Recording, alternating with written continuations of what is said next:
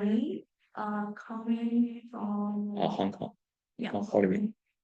I'm trying to find where it is. And this talk is about short-term chiller plant control strategies, utilizing intrinsic thermal storage under real-time tariffs changes. Thank you. Good morning, everyone. It's a great honor to be here to give you a presentation here. Maybe my research is not have high relevance with this research topic here, but I hope to give you my research to give you to learn it, and you can get some information from my study. So I want first to introduce myself. I come from the Hong Kong Poly. Uh, my supervisor is Wang Wei. I'm the PhD student of him. So let's begin. Let's talk about the short-term control theory utilizing thermal storage under the real-time traffic change. So my presentation will divide into these five parts. First, I will introduce the research background and my research method, and I will show you my validation platform and show you the result of the test and give you the conclusion of the studies. So, as you can see in these figures, that now, except from the fossil fuel to generate the electricity, now we have renewable energy come from the wind and the sun and also from the water.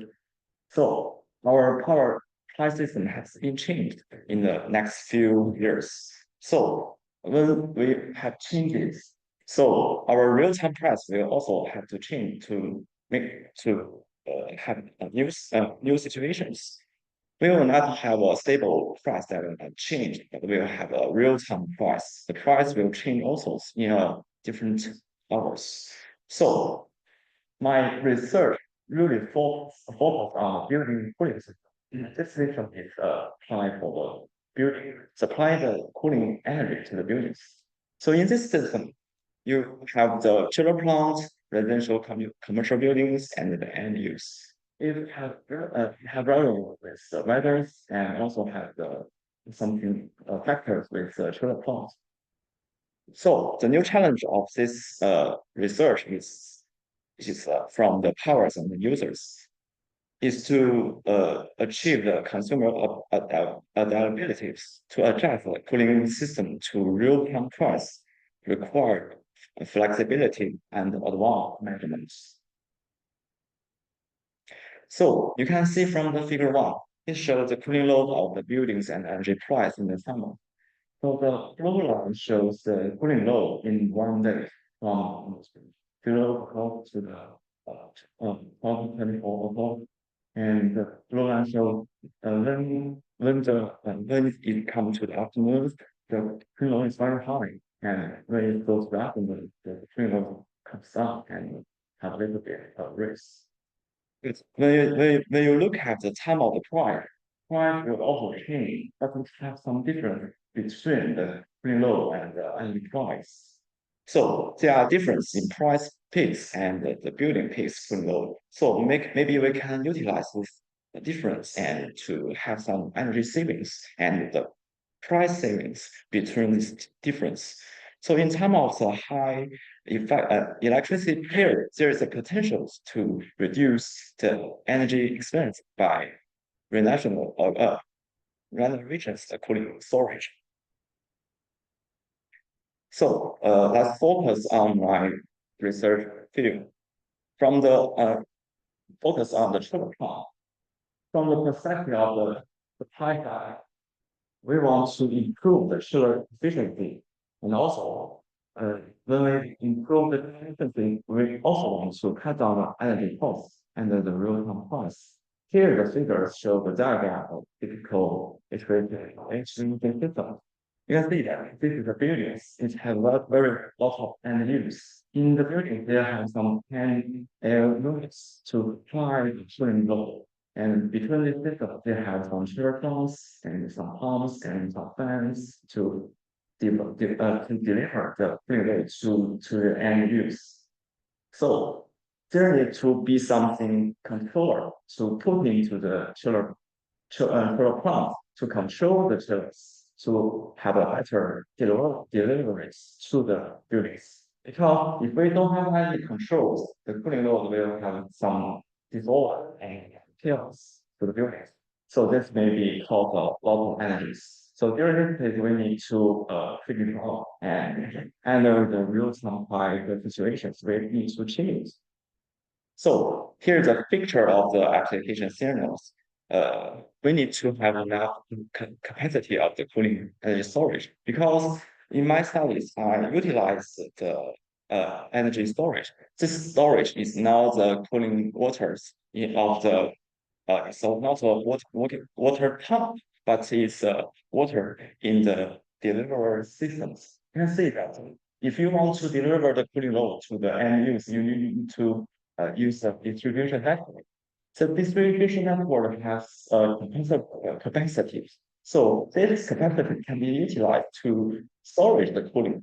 So maybe we can use the enough if we have enough capacity of the in the delivery system, we can use it to change to face it the price changes because of electricity price fluctuates in the real time, so we can utilize it.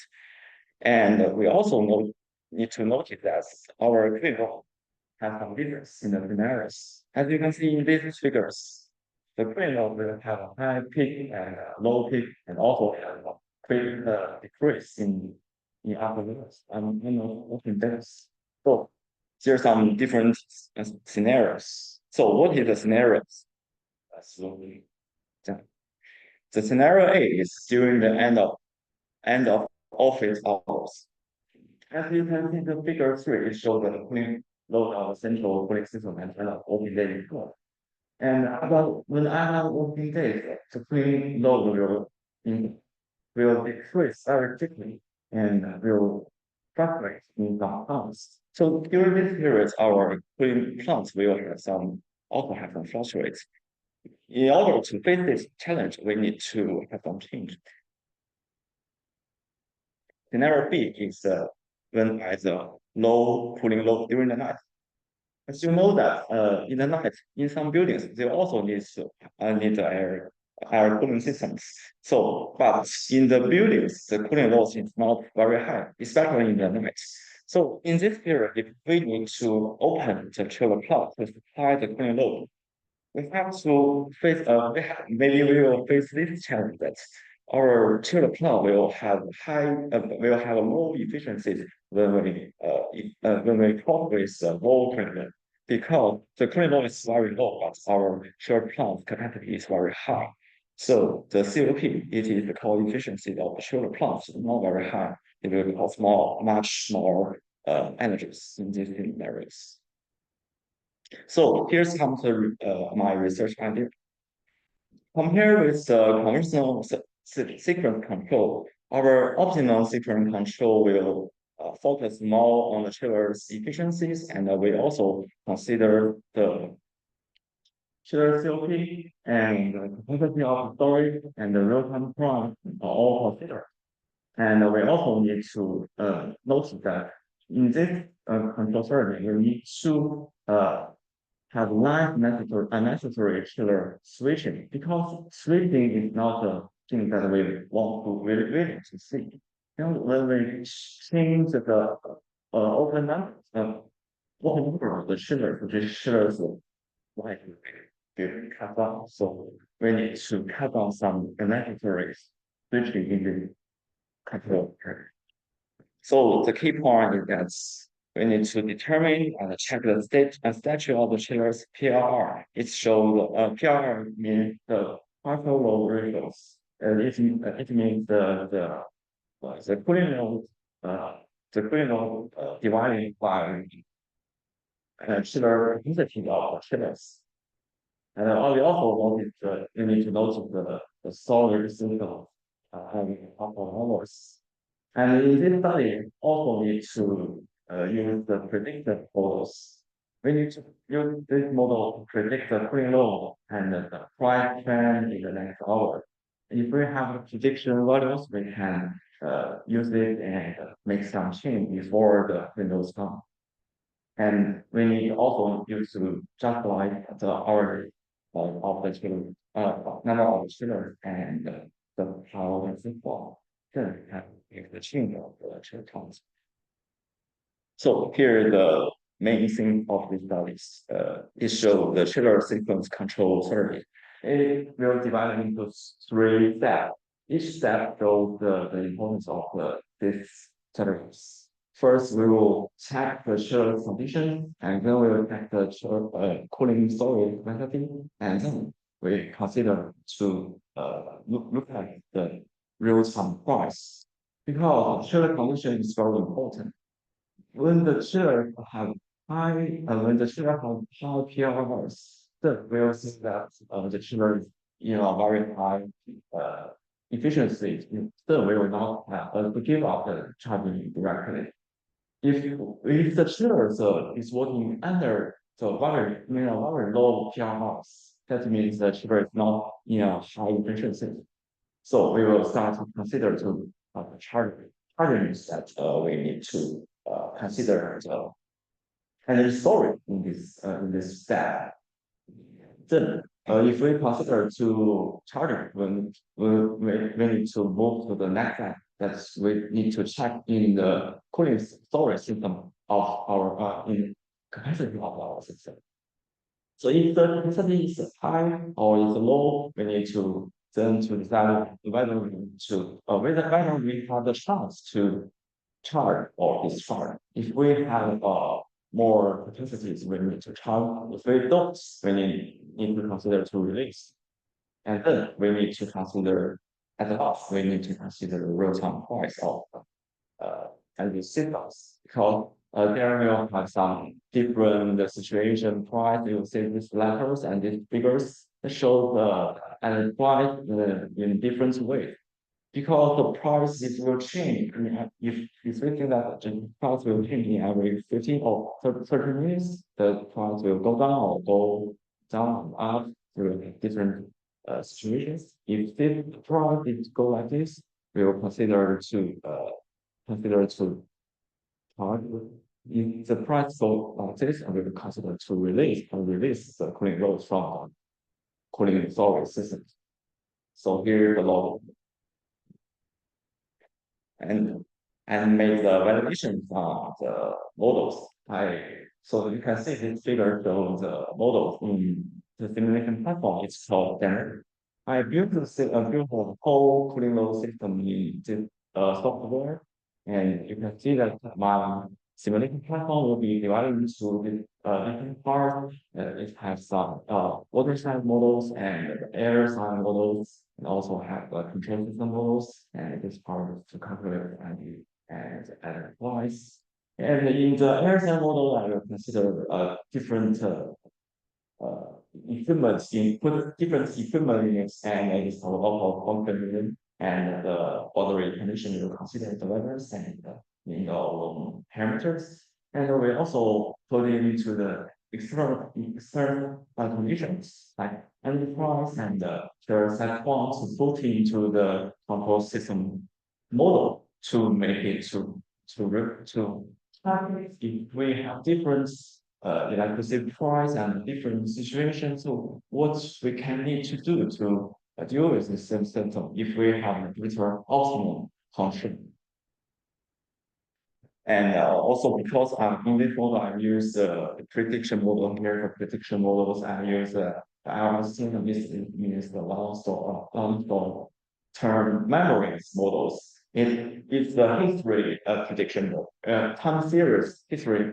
It's used the history series models. We can use this data to predict the next 10 or 15 minutes value of the cooling load. So here's the for certain is that we can use it to put on this prediction model on Python, and the demo shows the simulation platforms, and it had the chance to some data interpret. And here comes the results. As you can see in this figure 5, it shows the different COP of the chiller plot values compared to the this 30 and the traditional ways.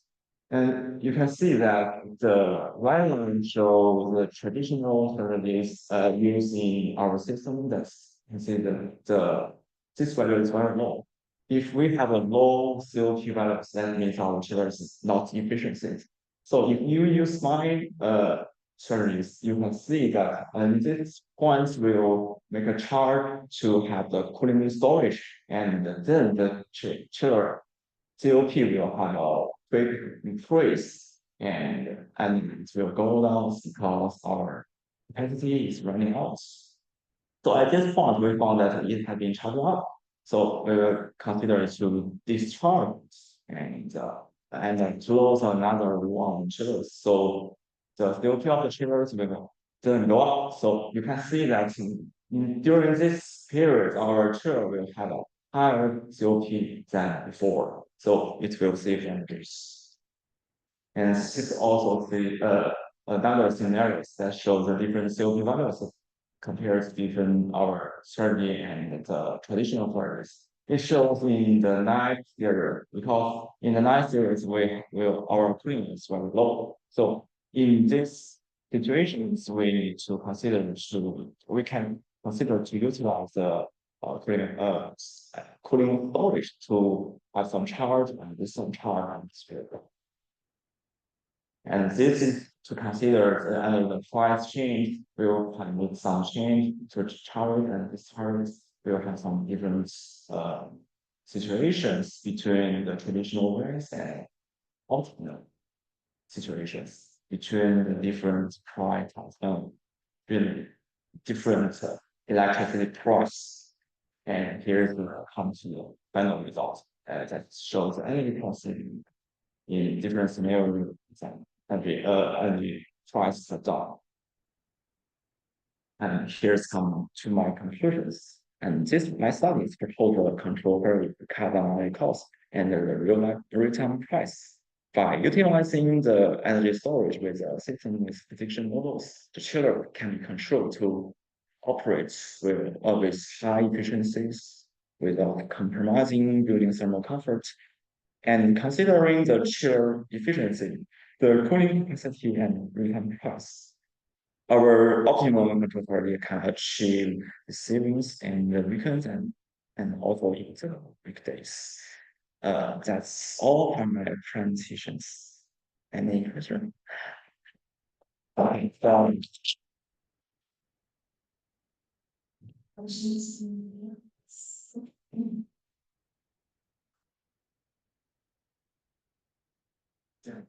I've heard that you talk about option to get into the cost, the price of energy, right? yeah. Good question. But also, I guess you should have optimize the water consumption and the storage need for water, right? What water? Right. But how big the storage should be Uh-huh. provide for energy? I mean, to do all those charges, Mhm. times you should need sizes of different sizes of storage. Yeah. So you also need that optimization. Yes, I also make this optimization because this the cooling load storage is not a storage we used to notice. It is a cooling storage in the delivery system, distribution cooling system. That's why we really call in-stream thermal storage because the thermal storage is still in the system. It's intrinsic. We can utilize it directly. So how to use it? Just to use our strategy to change the chiller set points. Then we can make the charge and discharge. So this is the way to optimize the charge of this thing. Thank you. Okay, so yeah, so Okay. I can see this is a great model. So how transferable you go from one chilling system Mhm. It's the same idea. Mhm. Optimize. And go to the next. So you mean the different model? Yeah. Oh, here, because the model is a simulation platform. I first I first built it on the demo platform. It had some software to transform the demo file into Python file. So in the Python, I can achieve the prediction models and also can use the demo files that's kind of used to test on the Python. That's the reason that I can transfer different models. It's complicated, but it can be achieved. Thank you. Any more questions?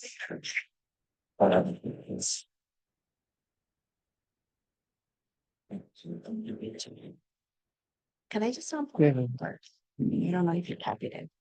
I don't know. Right.